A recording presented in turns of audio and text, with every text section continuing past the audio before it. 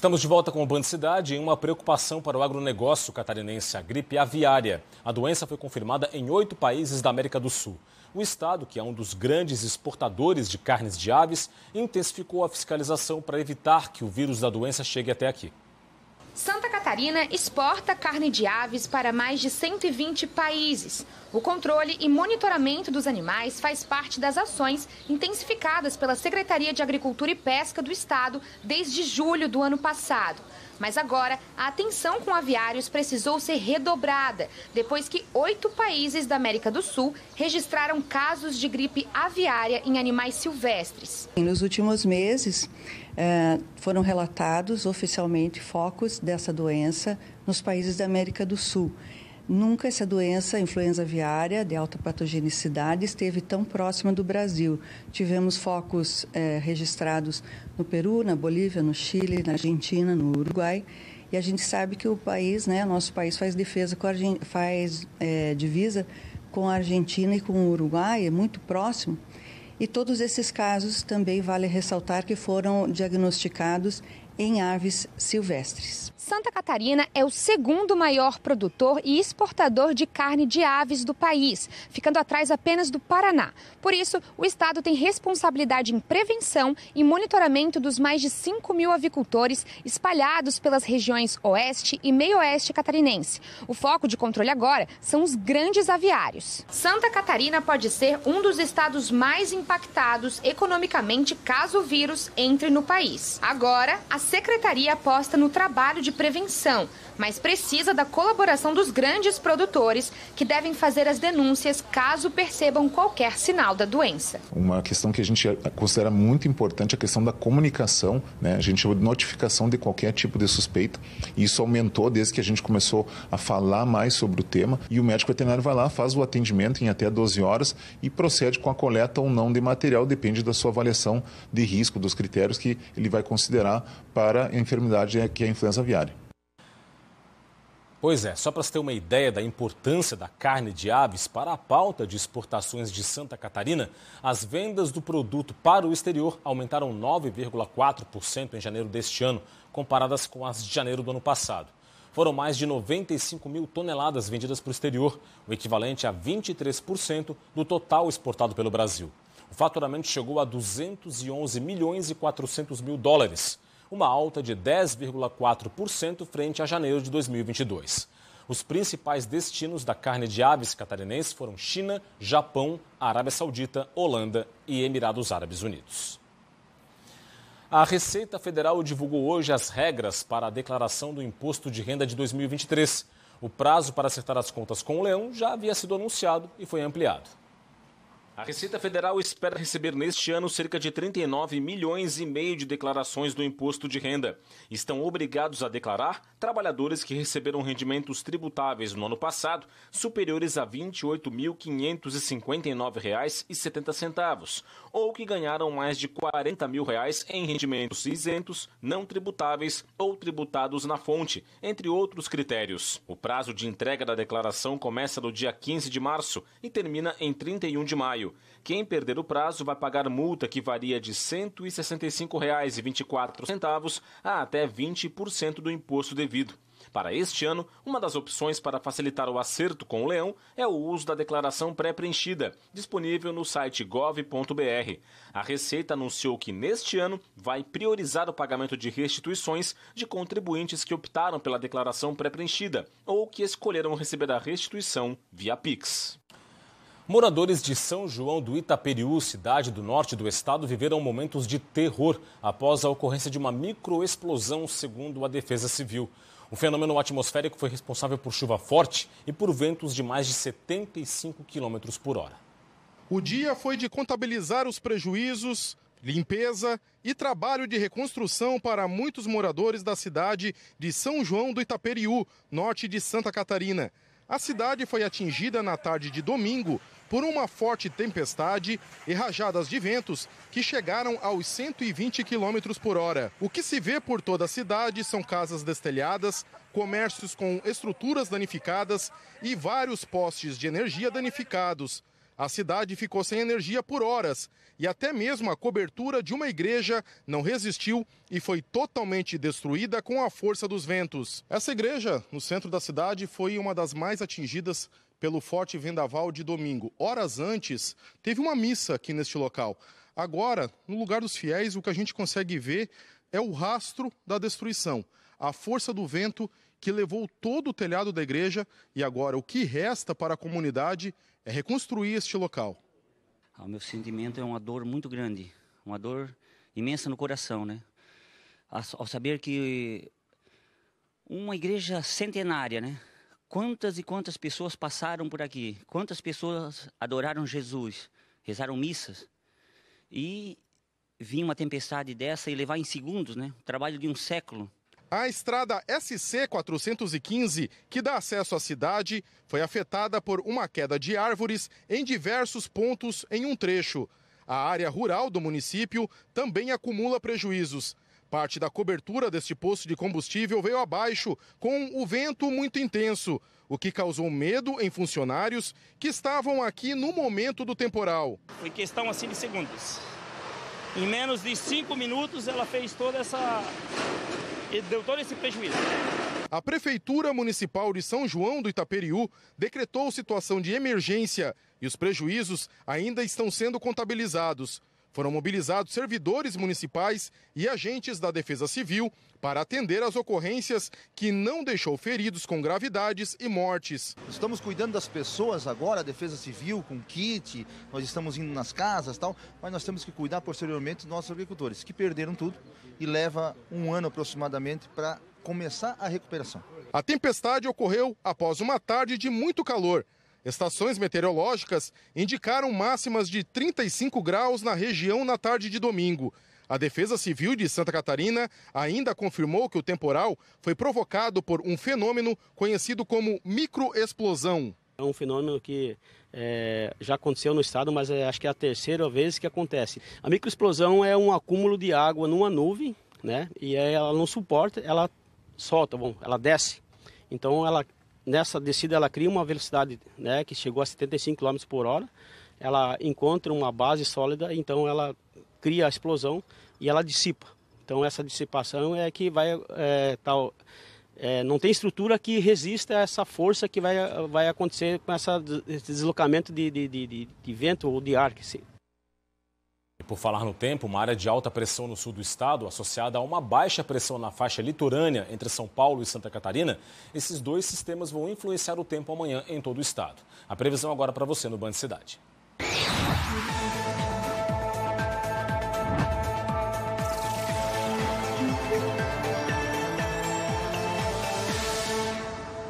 A terça-feira vai ter sol e aumento de nuvens em Santa Catarina. No Grande Oeste e no Planalto Norte, tem pancadas de chuva com trovoada isolada entre a tarde e a noite.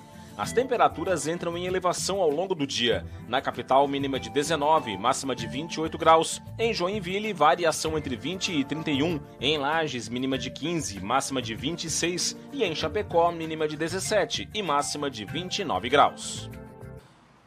Logo mais, depois do Band Cidade, tem o Jornal da Band. Os destaques de hoje chegam com o Douglas Santucci. Olá, Douglas. Olá, boa noite. Daqui a pouco no Jornal da Band você vai ver gasolina e etanol mais caros. Saiu a decisão do governo federal sobre os impostos nos combustíveis. A gente vai falar também de imposto de renda. Foram divulgadas as regras. Quem escolher receber a restituição pelo Pix vai levar o dinheiro antes. E também vamos falar de vacinação, a bivalente, que já começou a campanha. Inclusive, o presidente Lula foi vacinado pelo vice-presidente Geraldo Alckmin. Já às 7h20 da noite, no Jornal da Band. A seguir, as informações do esporte com os gols da 9ª rodada do Campeonato Catarinense. E na área da saúde começa a aplicação da vacina bivalente contra a Covid-19 em Santa Catarina. Detalhes depois do intervalo. Eu volto já.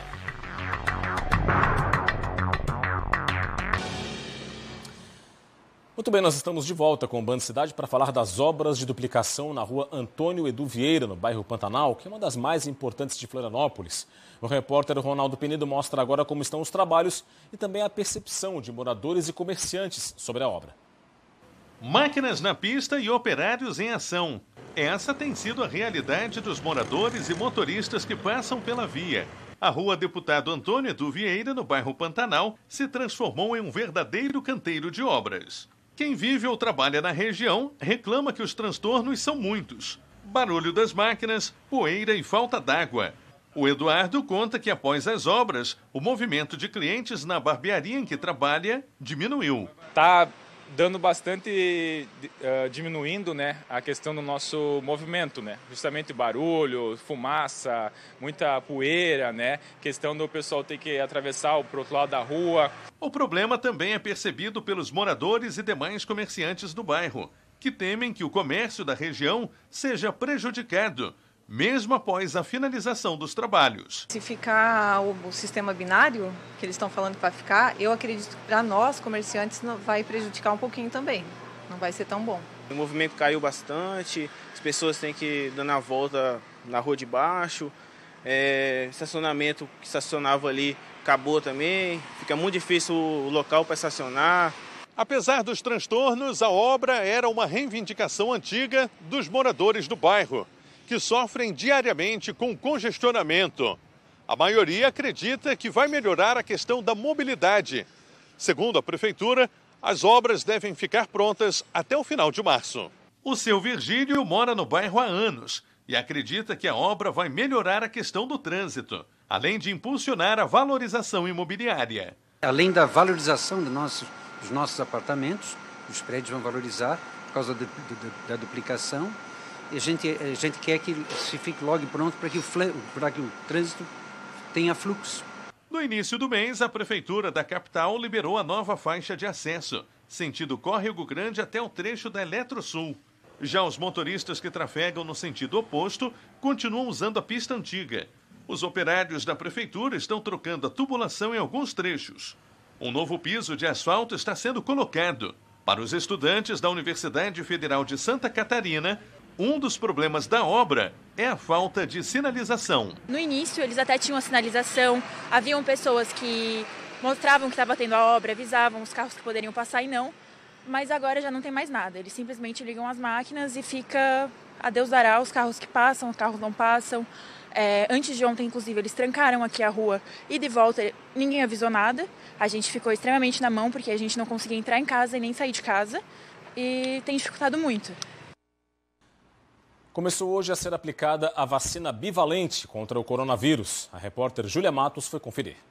Na capital, a secretária de Estado de Saúde, Carmen Zanotto, o prefeito de Florianópolis, Topázio Neto, e a secretária municipal de saúde, Cristina Pires, acompanharam o início da vacinação na instituição de longa permanência Casa Divina Providência. A irmã Olga Maria Brach, de 100 anos, foi a primeira a ser vacinada com a bivalente. Depois dela, outras irmãs e trabalhadores da instituição também foram vacinados, totalizando 106 pessoas imunizadas contra a Covid-19. A estimativa do público-alvo desta primeira fase é de 504.771 pessoas em Santa Catarina. Entre eles estão idosos com 70 anos ou mais, abrigados e trabalhadores de instituições de longa permanência, pacientes imunocomprometidos e a população das comunidades indígenas e quilombolas. A aplicação do reforço com a vacina bivalente terá outras 4 fases. Pessoas de 60 a 69 anos de idade, com previsão de início no dia 6 de março,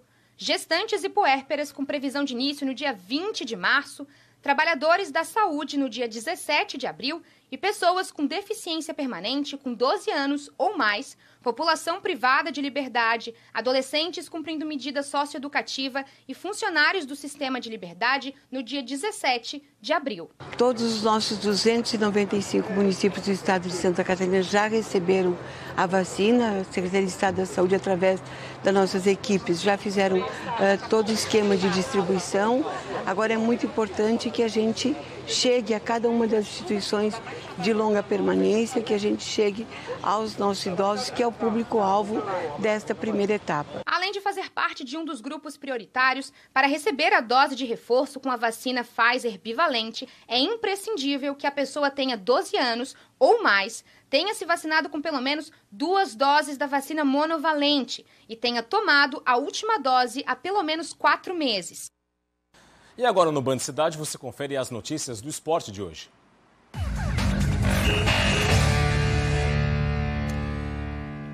Campeonato Catarinense, neste fim de semana, teve a 9ª rodada da primeira fase no estádio Heriberto Wilson. Com grande público, o Criciúma levou a melhor sobre o Figueirense. Nesse final de semana, com casa cheia e diante do Figueirense, a primeira vitória como mandante no Catarinense finalmente saiu. O Tigre dominou a partida, mas a rede foi balançada só nos acréscimos do primeiro tempo. Aos 47, Fabinho fez a festa da torcida carvoeira. Na volta do intervalo, o cenário continuou o mesmo, com Criciúma obrigando o Thiago Gonçalves a fazer grandes defesas. A principal foi essa aos 29 minutos. Mas ainda teve uma bola no travessão de Christopher e mais uma boa defesa de Thiago no chute de Marcelo Hermes. Mas o placar não mudou. Vitória do Tigre, a primeira diante do torcedor. No estádio da Ressacada, o Avaí derrotou o Concórdia e garantiu vaga nas quartas de final. A cada rodada, o técnico Alex tem utilizado mais as crias da base havaiana. E no jogo contra o Concórdia, foi Gustavo Modesto quem marcou o gol do Leão, o primeiro dele como profissional. O Concórdia até tentou empatar no fim do primeiro tempo, com o Vinícius Moura no travessão. Já na etapa final, o jogo mudou de cenário, não de domínio, mas de fluidez. Virou uma partida truncada, com muitas faltas e uma arbitragem confusa. O que não mudou mesmo foi o placar. 1-0, vitória do Avaí sobre o Concórdia e fim da invencibilidade do time do Oeste. Bom, nos demais jogos da 9ª rodada, disputados neste fim de semana, o Barra derrotou o Marcílio Dias pelo placar de 3-1. A Chapecoense fez 3-1 em cima do Atlético Catarinense em Chapecó. E o Brusque empatou com o Camboriú pelo placar de 1-1. Com esses resultados, o Brusque é o líder do Campeonato Catarinense, melhor dizendo, o Hercílio Luz é o líder com 20 pontos, a Chapecoense é a segunda com 18, o Avaí é o terceiro com 16 e o Brusque o quarto com 15 pontos. Essas 4 equipes já garantiram vaga nas quartas de final do Campeonato Catarinense. Na sequência, Criciúma em quinto com 14 pontos, o Figueirense é o sexto com 11. O Barra é o sétimo com 11, o oitavo é o Concórdia com 10, o Camboriú é o nono com 9 pontos, o Joinville é o 10º também com 9 pontos. Na zona do rebaixamento estão Marcílio Dias, 11º colocado, com 8 pontos, e o Lanterna Atlético Catarinense, com apenas 1 ponto somado. E vale lembrar que nesta rodada já foi definido o primeiro time rebaixado do campeonato. É o Atlético Catarinense, que marcou apenas 1 gol nessas primeiras 9 rodadas. Faltam 2 rodadas para acabar a primeira fase do Campeonato Catarinense. Florianópolis completa no próximo dia 23 de março 350 anos de história, a capital de todos os catarinenses. E a prefeitura anunciou uma grande atração para comemorar essa data. É o show com um dos maiores nomes da música brasileira, Gilberto Gil. O anúncio foi feito pelo próprio prefeito da capital nesta sexta-feira, 24 de fevereiro, em um post nas redes sociais. Ao anunciar o show de Gilberto Gil, o prefeito lembrou a prisão do cantor em Florianópolis em 1976. E um dos causos mais famosos, como diria o bom manezinho, foi lá na década de 70, 1976, há quase 50 anos, quando Gil foi preso num quarto de hotel ali na Avenida Hercílio Luz. Quem o prendeu? Outra figura conhecida da cidade, delegado Eloy. O caso gerou muita repercussão na época, por causa do uso da maconha, a ponto de cantores promoverem um boicote com Floripa e não virem mais para cá cantar. Até hoje o fato gera polêmica. Mas a vida é feita de reencontros. Com 350 anos de história, Floripa tem muita história para contar e para comemorar. O show de Gilberto Gil vai ser gratuito e está previsto para o Largo da Alfândega, no centro, e vai fazer parte da programação da Maratona Cultural, que vai ocorrer entre os dias 23 e 26 de março. O cantor de 80 anos é um dos maiores nomes da música brasileira, com mais de 50 álbuns lançados ao longo da carreira. Poderei legar um dicionário de compassos pra você. Presentão de aniversário com toda certeza. E é isso, ficamos por aqui com o Band Cidade de hoje. As reportagens desta edição estão no portal tvbv.com.br. Acesse, aponte a câmera do seu smartphone para o QR Code que está na sua tela. Vem aí as notícias do Jornal da Band. Mais Santa Catarina amanhã, 12h30 no Jogo Aberto SC e 12h45 no SC Acontece. Para encerrar imagens ao vivo da capital de todos os catarinenses, em destaque para você as pontes que fazem a ligação entre ilha e continente, 25 graus, tempo bom na cidade. A gente volta amanhã. Forte abraço, muito obrigado pela audiência e uma boa noite para você.